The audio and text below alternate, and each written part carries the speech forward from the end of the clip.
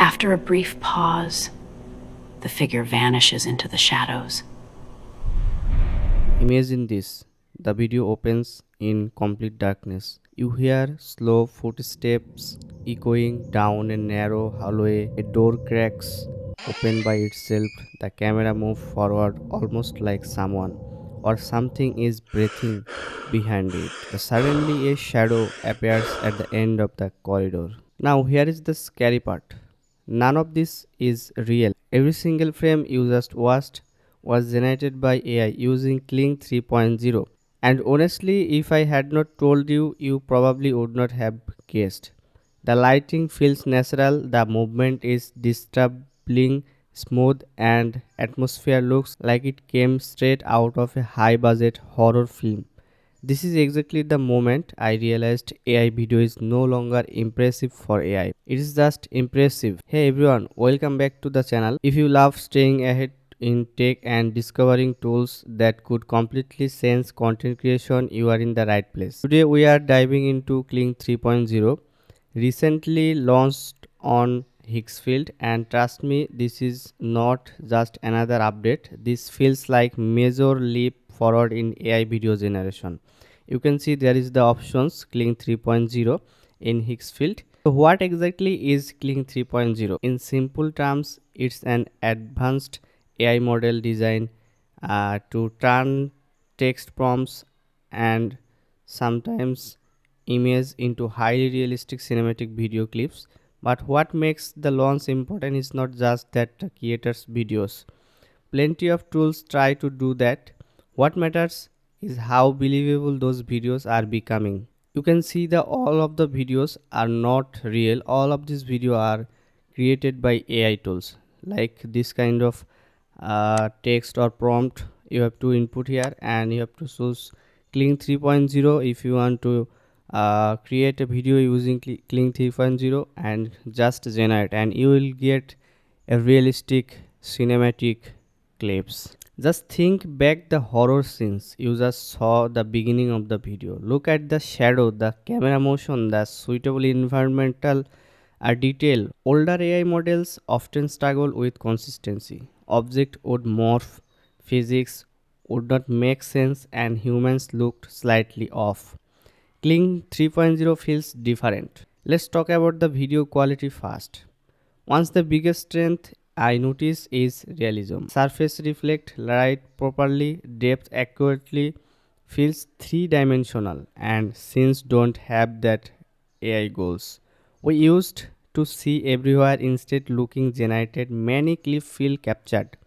Motion consistency is another huge update. You can see here is the vibe motion option. It is recently added on Higgsfield. Movement flows naturally from frame to frame, which is extremely difficult for AI system. Whether it is a character walking, fog drifting across a forest, or a camera pushing into a scene, that transition feels intentional rather than stitched together. Then there is an AI understanding. You can give surprisingly detailed prompts, and Kling interrupts them with strong contextual awareness.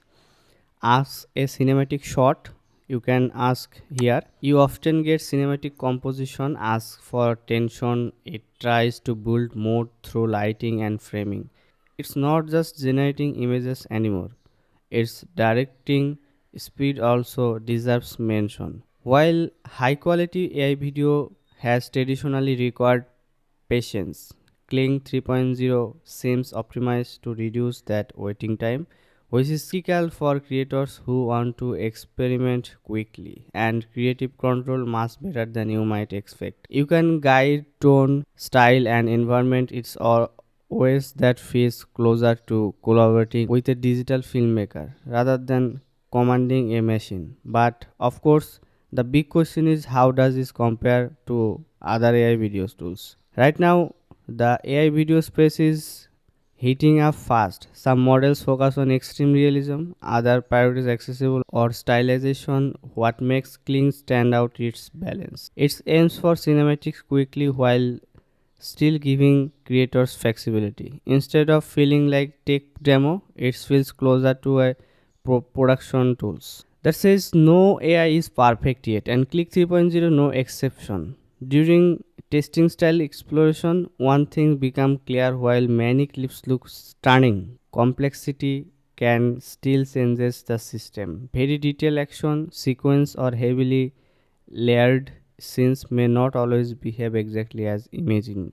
There is strange moment where you type prompt hit generate and second later was scenes that previously only existed in your imagination. It always reverse how you think about creativity. Instead of asking can I shot this, you start asking should I generate it. For creator this is messy. So who should really paying attention to Kling 3.0? Fast YouTubers, imagine creators, cinematic b-roll without renting location. Filmmaker can use tools like this pre-visualization, storyboarding, or even experimental storytelling. If you enjoy this deep dive and want more content of the future AI, emerging tech and tools that can level up your creativity, make sure you hit that like button and subscribe the channel.